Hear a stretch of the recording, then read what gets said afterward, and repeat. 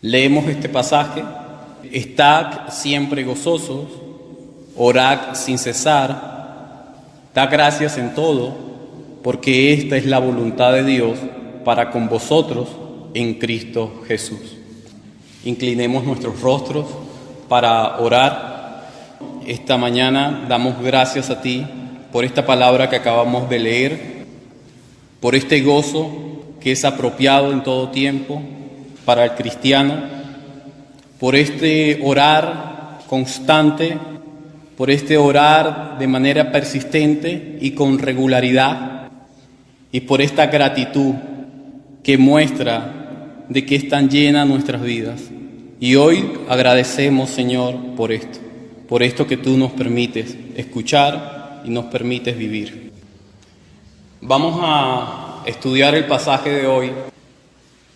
Y este pasaje que vamos a estudiar son estos 3 versos. Nosotros tenemos que admitir que estamos viviendo tiempos difíciles. Nuestros tiempos en este mundo son extraños, lo que está pasando hoy día. En lo económico, las grandes potencias han perdido mucho.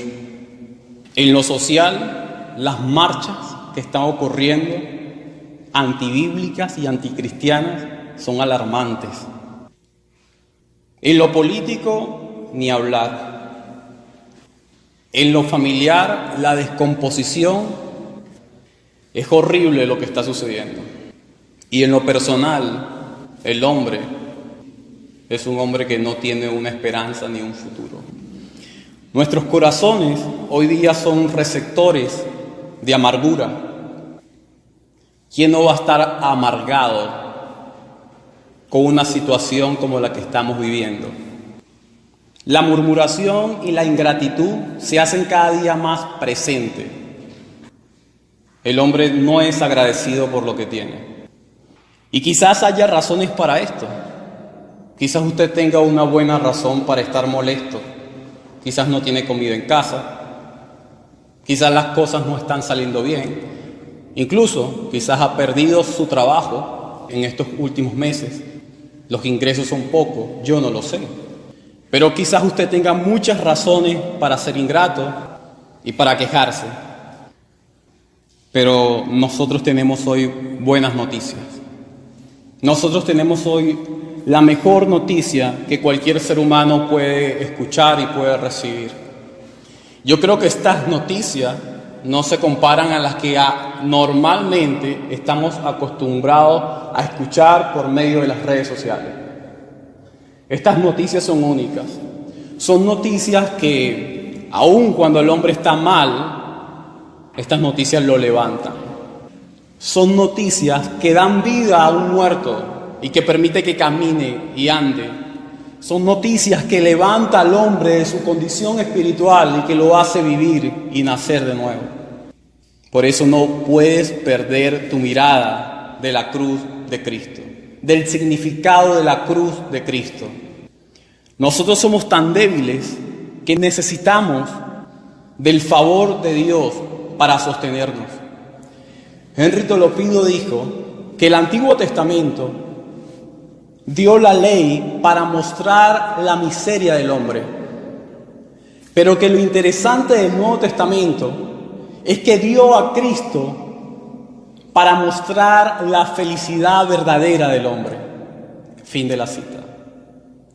Hoy nosotros veremos algo totalmente diferente de lo que hemos visto en los 2 últimos sermones. En estos 3 versículos, nosotros veremos la exhortación personal para con cada uno de nosotros. Y por eso le he llamado a este sermón mandatos y absolutos. O para decirlo de otra manera, obligaciones sin límites. Cuando usted escucha hablar acerca de un mandato, usted está escuchando hablar acerca de una obligación. Es una exigencia que usted debe cumplir aun cuando no tiene el deseo de cumplirlo. Y por eso se habla acerca de un mandato. Pero lo interesante es que en estos 3 versículos nosotros conseguimos 3 mandatos. y los mandatos son, versículo 16, gozo. Versículo 17, orar. Y versículo 18, agradecer. Estos tres mandatos, cada uno de ellos, Pablo, de la manera como escribe, es interesante porque Pablo utiliza un mandato y lo une con un absoluto. Y eso es lo que hace que estos tres versículos tengan un contenido único dentro de lo que es esta serie de exhortaciones.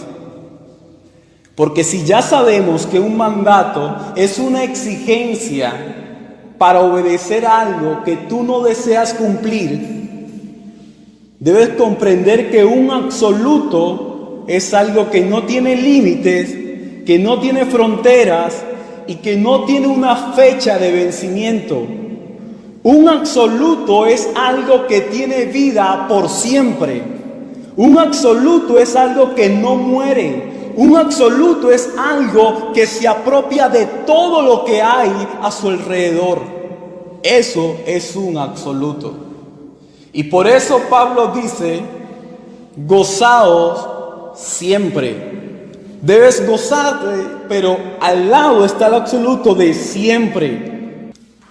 Y eso, hermanos, es algo hermoso que Pablo nos deja a nosotros ver en este pasaje. Y es lo que vamos a estudiar hoy. Y por eso vamos a estructurar este sermón en tres partes.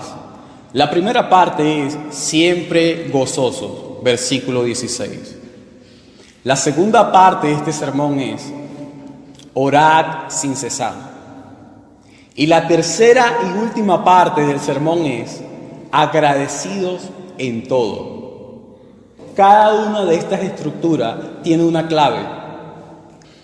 Lo que Pablo nos deja ver a nosotros acá es que estamos obligados a cumplir la voluntad de Dios siempre. Y esta es gozo, oración y gratitud. Nosotros estamos obligados a cumplir estas tres cosas. Pablo exhorta acerca de la responsabilidad que tenemos como iglesia y el deber de vivir correctamente para tener una iglesia pura entre nosotros. Pablo nos exhorta a esto. Y la primera parte nos dice, estad siempre gozosos. El gozo es un fruto del Espíritu. Así que el gozo es una virtud cristiana. El gozo que Pablo menciona acá es un gozo que no puede ser experimentado por una persona no cristiana. ¿Por qué? Porque es un fruto del Espíritu. Una persona no cristiana no puede experimentar este gozo. ¿Por qué? Porque es una virtud cristiana. Pero entonces, ¿qué es lo que sucede con una persona cuando ve por primera vez a ese bebé que está saliendo del cuerpo de su madre? ¿Acaso eso no es gozo? ¿Acaso eso no es alegría? ¿Cómo me dices que una persona no cristiana no puede tener este gozo o esta virtud o este fruto? Y lo que te puedo decir es que eso es un gozo temporal. ¿Y sabes por qué es temporal?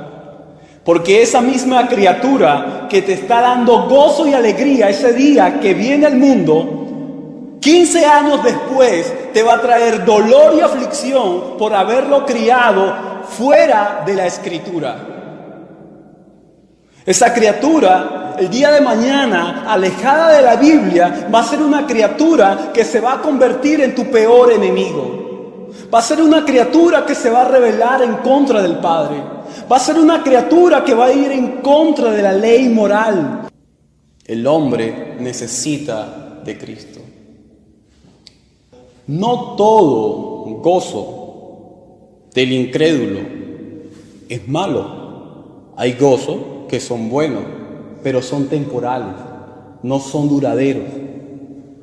La satisfacción del hombre incrédulo lo hace tener gozo, pero de manera temporal. Pero recuerda que este mandato tiene un absoluto al lado, y el absoluto es que el gozo del cristiano es siempre, siempre.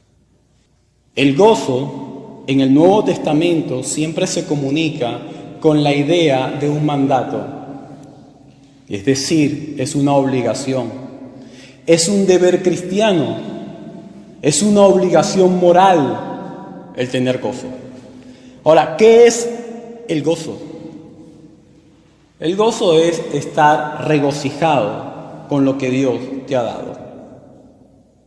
¿Qué es el gozo en el cristiano? Estar satisfecho con lo que Dios te ha dado. Dios me ha dado a mí una familia, estoy satisfecho con eso. El gozo en el cristiano siempre lo va a llevar a estar contento con lo que Dios le ha dado. No va a desear más de lo que Dios no le ha permitido tener. En eso se basa el gozo del cristiano. El gozo es estar siempre agradecido. Nada debe quitarnos el gozo. Pero ¿quién de nosotros no hemos roto? ¿Quién de nosotros no hemos dañado esa línea? ¿Quién de nosotros no hemos mostrado queja? Todos lo hemos hecho. Todos nosotros hemos cruzado esa frontera. ¿Y sabes lo que sucede cuando tú y yo cruzamos la frontera? Cuando nos quejamos, cuando decimos, ¿por qué me sale esto tan mal? Pecamos. Esa es la realidad. Cuando tú y yo no nos gozamos por lo que Dios nos da, sino que nos quejamos porque no nos salen las cosas como queremos, en ese momento pecamos y ofendemos la persona de Dios. Y ofendemos al Dios que nos ha dado la oportunidad de estar en este lugar y de tener vida. Un imperativo con una palabra absoluta es siempre una invitación a vivir como cristianos. Así que Pablo nos dice a nosotros que vivamos como cristianos teniendo siempre gozo en nuestro corazón. ¿Cómo podemos tener siempre este gozo? Pablo nos da la clave en el libro de Filipenses. Pablo da una clave interesante en el capítulo 4 del versículo 4. Y Pablo dice, regocijaos en el Señor siempre. Otra vez digo, regocijaos. Y cuando tú lees estas palabras y no tienes un conocimiento claro en el contexto que Pablo está diciendo estas palabras, tú puedes decir fácilmente, bueno, regocijado siempre, sí, voy a estar contento. Pablo está preso. Y Pablo en la cárcel, Pablo dice, en ese lugar donde está, y no existían derechos humanos. Pablo está sufriendo, Pablo fue un hombre azotado, Pablo fue un hombre que se violaron todos sus derechos, Pablo es un hombre que está prácticamente enterrado en un lugar solitario sin tener nada, y Pablo le dice a la iglesia de Filipos, regocijaos siempre en el Señor. Porque Pablo en prisión era un hombre que se regocijaba. Pero ¿cómo un hombre como Pablo, preso, sin derecho, puede tener tal gozo? Porque el gozo no viene de la circunstancia. El gozo viene de tu relación personal con Dios. El gozo es producto de lo que Dios ha hecho al derramar su espíritu en tu vida. El que tú tengas a una persona morando en tu cuerpo, una persona de la Trinidad morando en tu cuerpo, eso es un motivo de gratitud y de gozo para que tú continúes en medio de las circunstancias más adversas, regocijándote siempre. Pero Pablo dice, en el Señor. ¿Ves que el regocijo, el gozo, la satisfacción, el contentamiento no viene de lo que está a nuestro alrededor? Esto viene en el Señor, siempre, pero en el Señor. La clave para el gozo cristiano está en su fuente. Y esta fuente es en el Señor. Si no podemos gozarnos en la circunstancia, aún podemos gozarnos en Cristo. Yo recuerdo cuando mi pastor murió, para mí fue un día muy mal. Yo tuve que predicar en el funeral, pero yo me sentía muy mal. Incluso recuerdo que en medio de las palabras que daba en el funeral, lloraba. No me contenía. ¿Dónde estaba mi gozo en ese momento? La realidad es que aún cuando tú como persona llores por una circunstancia difícil, tu gozo no desaparece. Porque las lágrimas eran simplemente por la desaparición física de un hombre. Pero el gozo es a dónde está su alma en la presencia del Señor. Así que aún cuando tú no tengas motivos físicos para gozarte, en el Señor sí los hay. Jesús nos los enseñó a nosotros. Su buen amigo Lázaro había muerto. Y cuando Jesús llega, dice el pasaje que Jesús lloró. Jesús lloró como hombre, porque la muerte de su amigo lo había afectado literalmente. Pero Jesús se había gozado porque sabía dónde estaba Lázaro. Por eso algunos dicen, en son de broma, ¿ok?, que cuando Lázaro resucita, le dice a Jesús, Jesús, ¿para qué hiciste esto si yo estaba cómodo en la presencia del Padre? Porque cuando empiezas a leer los pasajes, te das cuenta que desde ese momento a Jesús lo querían matar, pero no solo a Jesús, sino también a Lázaro, porque había resucitado entre los muertos. Esto, hermanos, es algo que nos alegra, nos nutre a nosotros. Conseguimos una y otra vez pasajes que nos dicen que nos gocemos en el Señor. Pero cuando nosotros vemos en el capítulo 1, versículo 6 de Tesalonicenses, vemos qué es lo que causa gozo en los hermanos de Tesalónica. Y era la palabra de Dios. La palabra de Dios actuaba en ellos. La palabra de Dios estaba causando gozo en la vida de ellos.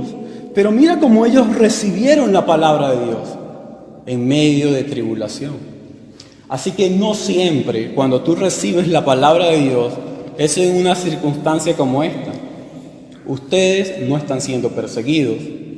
A ustedes o a nosotros no nos buscan en este momento, o por lo menos creo que las personas que acaba de tocar la puerta no es una persona del gobierno para meternos presos, ¿ok? En este momento no nos están persiguiendo a nosotros.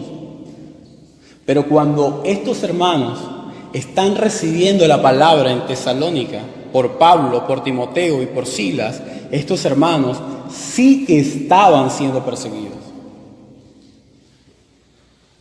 Pero si sigues leyendo, dice que este gozo es un gozo favorable.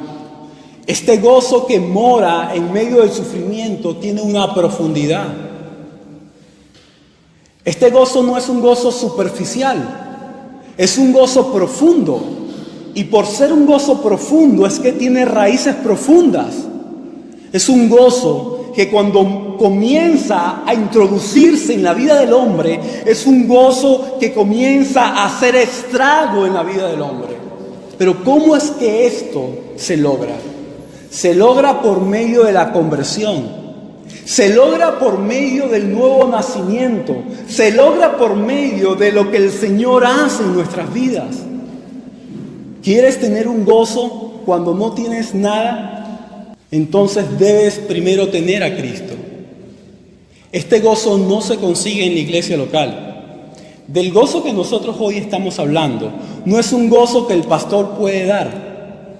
No es un gozo que la persona que tienes a tu lado te puede dar. Este gozo, el único que te puede dar este gozo es Dios mismo. El único que tiene la facultad para depositar este gozo en tu vida es Él. Este gozo viene de Dios, de este Dios trino, a través de Jesús. Pero con un trabajo exhaustivo del Espíritu Santo. Cuando tú recibes y entiendes la Escritura, tú comienzas a recibir este gozo. Este gozo te enriquece por medio de las pruebas. Y es que en las pruebas este gozo te ayuda y te nutre. Este gozo es como una de las gemas, una de las piedras más preciosas que el cristiano debe apoderarse, porque esta es la voluntad de Dios. Es una piedra preciosa y hermosa de la cual tú y yo debemos aferrarnos. La primera resolución con respecto a este gozo es: ¿realmente tienes tú este gozo?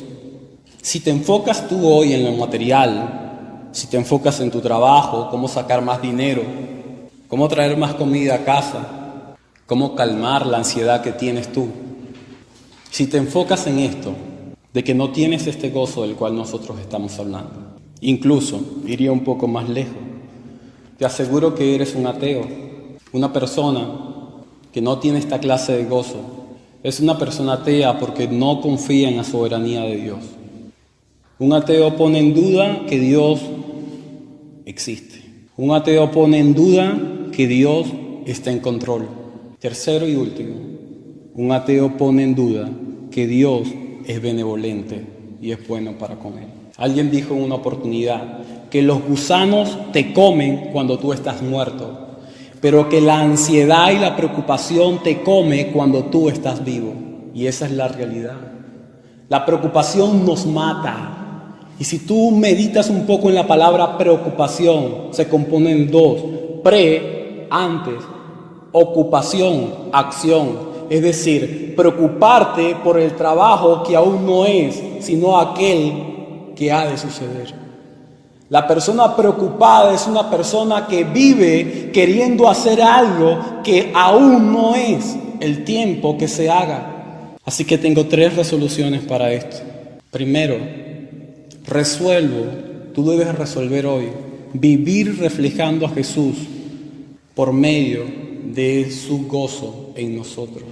Este gozo, hermanos, Jesús dijo: mi gozo se los dejo a ustedes, para que este gozo esté en ustedes. Tú debes hoy reflejar a Jesús por medio de su gozo, porque este gozo no es tuyo, es de Él. Segundo, resuelvo recordar siempre que su gozo permanece en mí.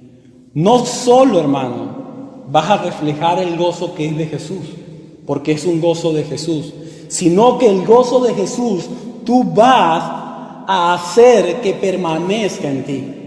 Tercero, resuelvo procurar la plenitud del gozo que proviene de Cristo. Así que el gozo de Jesús es un gozo que se te ha dado, es un gozo que permanece y es un gozo que debe llevarlo a la plenitud en tu vida. Pasamos al versículo 17 y el versículo 17 dice: orad sin cesar. ¿Qué significa orar sin cesar? Orar. Cada mañana, cuando me levanto, decía alguien, hago lo que mi carne odia: orar. Cada uno de nosotros nos levantamos y tenemos que hacer todas las mañanas lo que nuestra carne no quiere. Y es hincarnos de rodillas, orar al Señor y dar gracias por todo. Algunos oran por orar, pero otros oran para conocer realmente a Dios. Algunos oran simplemente 2 minutos para agradecer a Dios, pero otros realmente oran para aprender más de Él. Nuestras oraciones son motivadas para ganar en la vida lo que Dios a nosotros nos ha dado. ¿Qué es orar? Orar, hermanos, es hablar con Dios. Es tener una conversación con Dios. Orar es como respirar. Tú debes hacerlo para aferrarte cada día más a Cristo. Tú debes orar para aferrarte a Él y a su voluntad. Tú debes orar a Dios para saber qué es lo que Él desea para ti.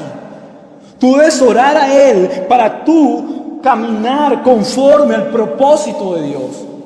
Hermanos, si hay algo que agotó a Jesús, si hay algo que hizo que saliera poder de Jesús, no fue precisamente cuando la mujer del flujo de sangre lo toca, que él dijo: alguien me ha tocado porque ha salido poder de mí.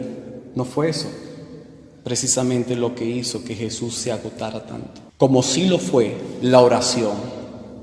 Se dice que Jesús en el Getsemaní, él cuando oraba de manera incesante, como lo dice aquí, oraba de forma continua, sin cesar, Jesús, su sudor era como sangre, estaba cansado. Jesús estaba agotado. Sus discípulos los estaban acompañando y se quedaron dormidos en 2 oportunidades. Y Jesús le dijo: duerman. Y Jesús volvió nuevamente y oró al Padre, porque Jesús estaba a punto de ir a un lugar donde nunca Él había vivido. Nunca Jesús había experimentado algo que estaba a punto de experimentar. Cuando Jesús, desde su eternidad como Dios, el Hijo, estaba con Dios Padre, Dios Hijo nunca había experimentado lo que estaba a punto de experimentar por parte de Dios Padre.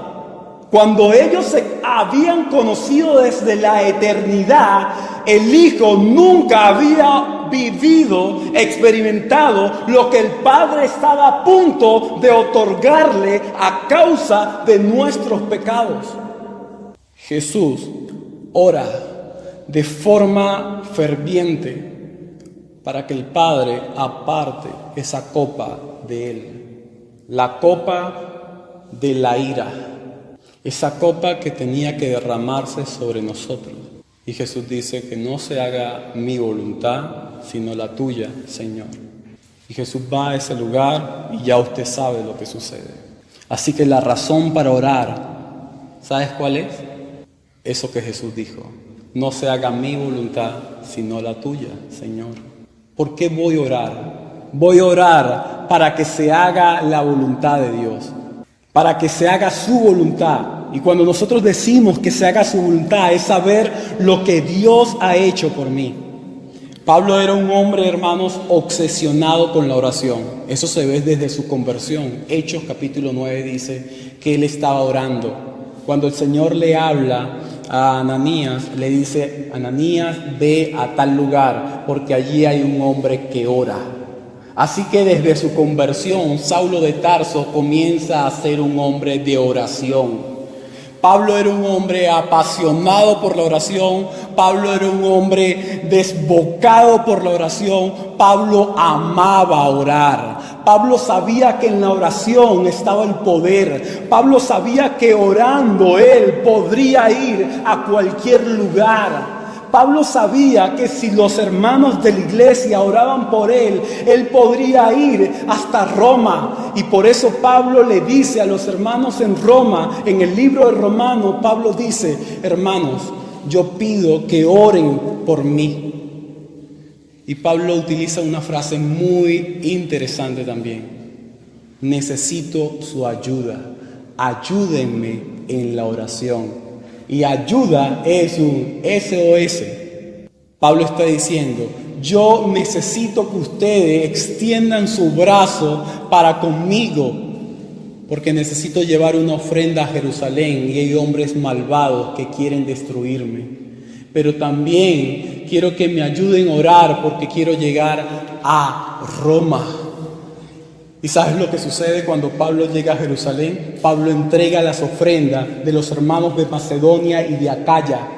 Pero ¿sabes qué ocurre también? Que ese fue el último día libre del apóstol Pablo. porque a partir de ese momento, cuando Pablo entrega las ofrendas de los hermanos de Macedonia y de Acaya, desde ese momento, Pablo comienza a ser procesado hasta llegar a Roma. Y luego que llega a Roma, y es estar preso, Pablo muere en Roma. Pero, ¿sabes? Pablo confiaba, no en el decreto de Dios, Pablo confiaba, era en lo que Dios había orquestado, ordenado para que él pudiese llegar a ese sitio, a hablar de la palabra de Dios a los hermanos de Dios. Pablo no era una persona solitaria, Pablo era un hombre que sabía que necesitaba de otros, Pablo sabía que necesitaban de otras personas. Eso te lo enseña en Efesios 6:19. Oren por mí para que yo pueda hablar con confianza. Eso lo conseguimos también en 2 Corintios 1:11. Ayúdennos con la oración. Lo conseguimos también en 2 Tesalonicenses capítulo 3, versículo 1 y 2. Oren para que seamos librados. Pero ¿cómo podemos orar sin cesar? Orar sin cesar no es que vas a estar todo el día hincado de rodillas, no. Orar sin cesar es tener una vida en un estado consciente de oración. Es decir, tú sales de este lugar cuando terminemos el culto y tú vas a ir a tu casa meditando en lo que has escuchado, meditando en lo que vas a hacer y dándole gracias a Dios. Señor, gracias te doy porque tuve la oportunidad esta mañana de escuchar tu palabra. Te doy gracias porque ya voy rumbo a casa. Gracias por mis seres queridos. Gracias, Señor, por la vida que tengo. Gracias porque, mira, hoy yo puedo caminar. Hay personas que ya no pueden caminar. Yo hoy puedo respirar. Hay personas que sus pulmones no están funcionando y necesitan de un respirador. Gracias, Señor, por esto. Orar sin cesar es continuamente tener una vida consciente de lo que Él ha hecho por ti. Eso es orar sin cesar.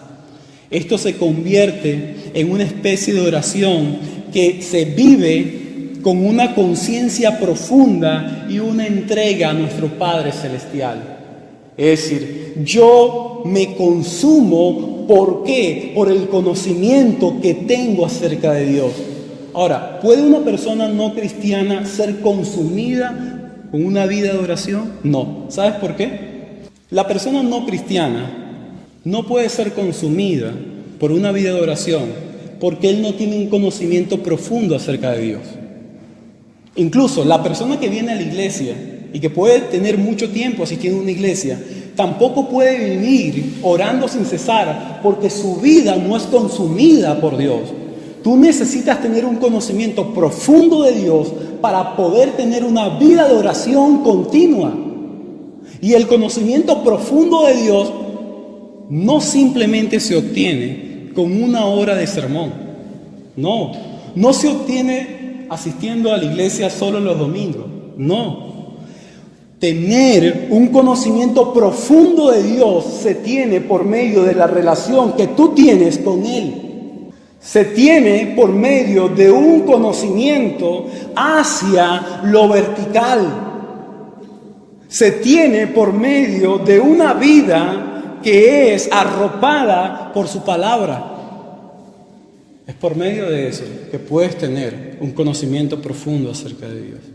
No es posible entender el mandato de Pablo sin considerar cómo Jesús oró en el Getsemaní, sin duda alguna. Por eso la segunda resolución es: ¿oras tú de esta forma? Jesús es nuestro gran sumo sacerdote. Jesús es nuestro gran intercesor. Él es el que nos ayuda a nosotros a poder tener este tipo de oración. Pero ¿realmente tú estás orando de esta manera? Este no es un mandamiento a orar de una forma casual, o un momento, o un culto de oración, no, o algunos minutos, no. Es orar de manera constante, dependiendo de Dios. Por eso he colocado 3 resoluciones. Primero, resuelvo que los días oscuros no me van a aislar de mi deber de orar. Yo resuelvo esto. Segundo, resuelvo que mi motivación más elevada de orar es para glorificar a Dios. Yo no voy a orar por un trabajo. Yo no voy a orar por el hombre con quien me voy a casar. Tú te puedes casar con quien tú quieras. Esa es la realidad. La Biblia no te dice a ti, cásate con este. La Biblia te dice que si te vas a casar, que te cases con un hombre, con una mujer que ame al Señor. Ya. Así que tú vas a orar. Es con el propósito de glorificar a Dios. Esa es la realidad. Tercero, resuelvo no olvidar que nuestro crecimiento espiritual está aliado de la oración. Yo quiero crecer espiritualmente, yo tengo que orar. Vayamos a la tercera y última estructura de nuestro sermón, y es el versículo 18. Da gracias en todo, porque esta es la voluntad de Dios para con vosotros en Cristo Jesús. Agradecidos en todo. Si te das cuenta de lo que Pablo está diciendo, se te va a hacer más fácil comprender este versículo. Pablo está diciendo, da gracias en todo.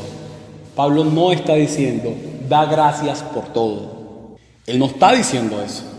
Pablo está diciendo, da gracias en todo. La clave es en. La clave está en la palabra en, no por.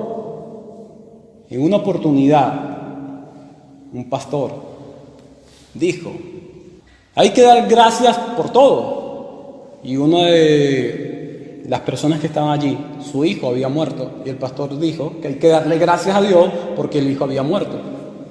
Eso no dice el pasaje. Pablo desea que nosotros seamos un pueblo agradecido. Eso es lo que Pablo desea. Y a pesar de que estemos viviendo nosotros tiempos difíciles, aún así debemos buscar la forma para agradecer a Dios. Y es allí donde Pablo a nosotros nos deja algo interesante y quisiera leerlo, ya que hablamos un poco acerca del contexto de Filipenses, que Pablo estaba preso. Quisiera leer aquí algunos versículos. Capítulo 1, versículo 12.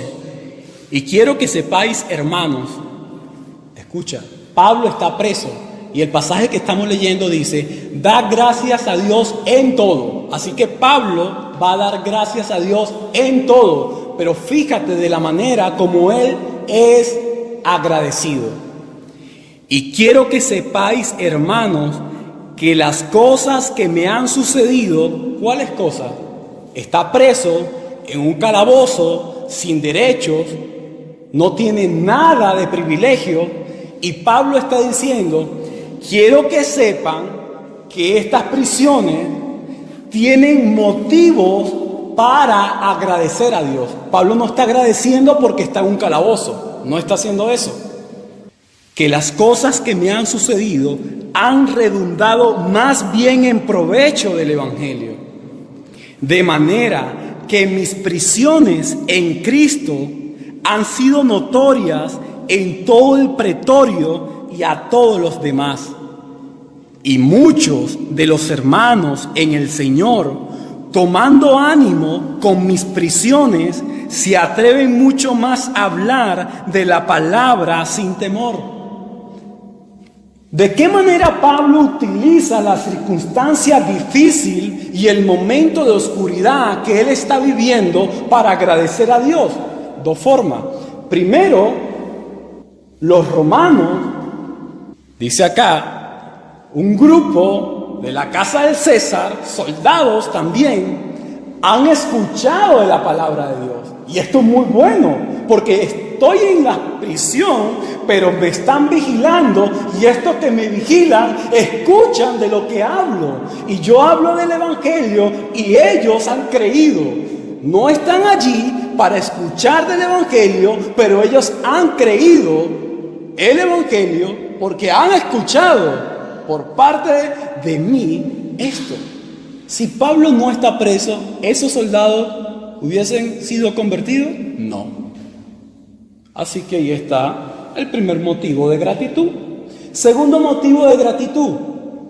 Un grupo de hermanos se han visto en disposición para salir a predicar. ¿Por qué? Porque estas cadenas los han motivado a ellos para que hablen con mayor deseo. Así que sí hay siempre momentos adversos que pueden servirnos a nosotros para ser agradecidos. El puritano Matthew Henry, en una oportunidad, él sufrió un robo, le quitaron su billetera. Cuando él llegó a casa, él fue a su diario y escribió lo siguiente: Señor, hoy te agradezco porque me robaron la billetera, pero no me quitaron la vida.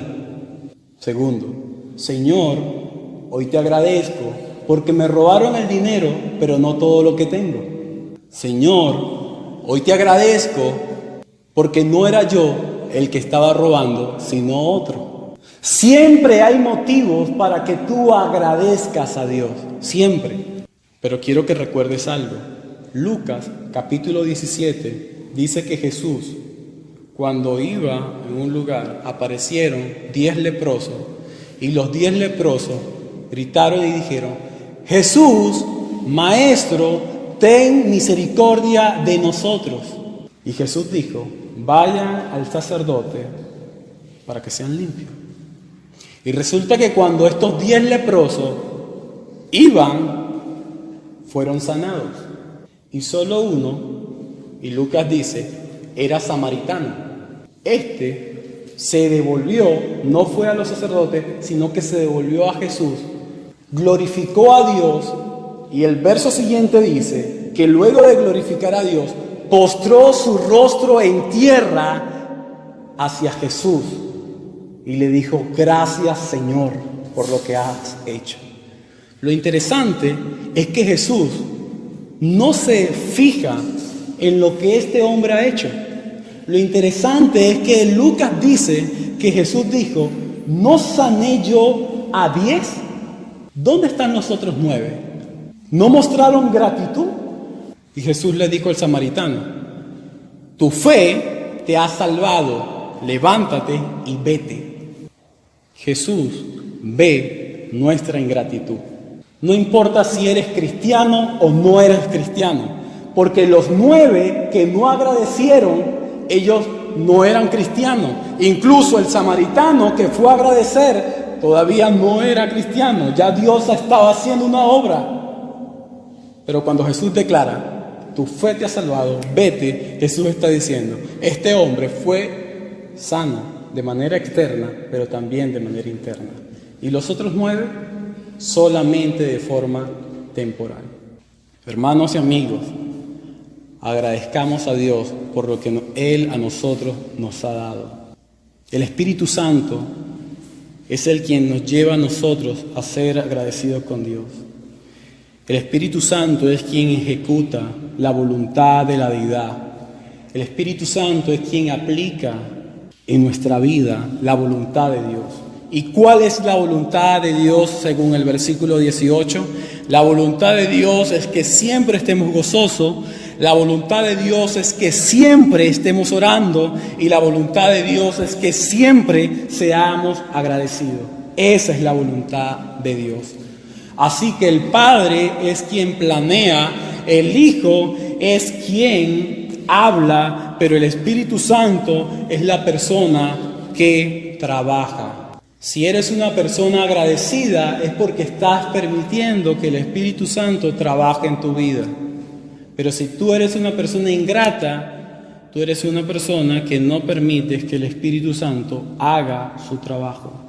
¿Cuál es el propósito del Espíritu Santo? El propósito del Espíritu Santo es glorificar a Cristo. El interés del Espíritu Santo es glorificar a Cristo. La pasión del Espíritu Santo es glorificar a Cristo. Pero esto no siempre es lo nuestro. No siempre nosotros estamos dispuestos a glorificar a Cristo. Así que recuerda que la gratitud es el reconocer un beneficio que se ha recibido. Eso es la gratitud. Y nosotros deberíamos ser personas muy agradecidas con Dios por lo que Él a nosotros nos permite vivir. David Murray dijo lo siguiente: Jesucristo sufrió la peor de todas las circunstancias para que yo pudiera disfrutar de las mejores circunstancias por siempre. Fin de la cita. Así que hoy nosotros debemos agradecer a Dios por lo que Jesucristo ha hecho en nuestras vidas. Hoy deberíamos agradecer a Dios por la obra de salvación. Hoy deberíamos agradecer a Dios por la persona de Jesús. Hoy deberíamos agradecer a Dios por lo que Él nos permite a nosotros ser. Hoy deberíamos disfrutar de las mejores circunstancias por siempre. Hoy deberíamos decir, Señor, devuélveme el gozo de la salvación. Nosotros hoy deberíamos decir, Señor, que mi alma te alabe, como decía el salmista. Que mi alma se regocije, Señor, en ti. Son las palabras que nosotros deberíamos decir. Mi última resolución de este versículo 18 es, muestra tu vida gratitud. Ninguno de nosotros, y me incluyo, no soy un experto en gratitud. No hay nadie que sea experto acá en este lugar en gratitud. ¿Sabes por qué? Porque mi carne, siempre se impone a recibir todos los créditos. Mi carne se va a imponer a decir, me gusta cómo predicas, me gusta cómo hablas, me gusta cómo diriges, pero ¿sabes? Eso es ser ingrato. Cuando tú buscas tu propia gloria, cuando tú buscas que las personas te digan, tú eres el mejor, tú eres una gran persona, tú haces buenas obras, eso es muestra de que tú no eres una persona agradecida por Dios. Porque si hay alguien que merece toda la gloria y la honra, no es precisamente los que predican, sino es aquel que ha permitido que éste predique. Se trata de Dios y se trata de Él. ¿Qué necesito para ser una persona agradecida? Necesitas luchar contra tu yo. Necesitas destruir tu yo. Necesitas mortificar tu carne. Eso es lo que necesitas para dar gratitud a Dios. Así que hay 3 resoluciones en esta de mostrar gratitud, y es: resuelvo dar batalla diaria a mi yo para ser agradecido a Dios. Yo resuelvo destruirla, dañarla. Si tú no haces esto, si tú no comienzas a pelear contra tu carne, que cuando tu carne te diga, hoy no es hora de orar, y tú digas, si debo orar, si tú dices, no, tú no le das batalla a tu carne. Resuelvo procurar recordar los beneficios de Dios en cualquier circunstancia. ¿Cómo soy una persona agradecida? ¿Cuándo recuerdas los beneficios de Dios? Su obra de salvación ha sido un gran beneficio para nosotros. Pero ¿cuántas personas acá no saben que Jesús murió por nosotros? Por eso la tercera y última resolución es: valora la obra de Dios en ti a través de la gratitud hacia Él. Una persona podrá conocer los beneficios sin valorar los beneficios, pero solo el cristiano puede reconocer los beneficios y valorar los beneficios. Para concluir, si quieres conocer y obedecer la voluntad de Dios para tu vida, entonces debes comprender el precepto de Dios. Y el precepto de Dios no es lo mismo que el decreto de Dios. El precepto de Dios se trata de la palabra de Dios. No hay nada que no suceda. No hay nada que no suceda que Él no haya diseñado. Recuerda que Él quita, pero que Él da. Y aún así su nombre debe ser alabado. Si la queja, la falta de oración y la ingratitud son parte de tu vida hoy, tú necesitas a Cristo como tu Señor y Salvador.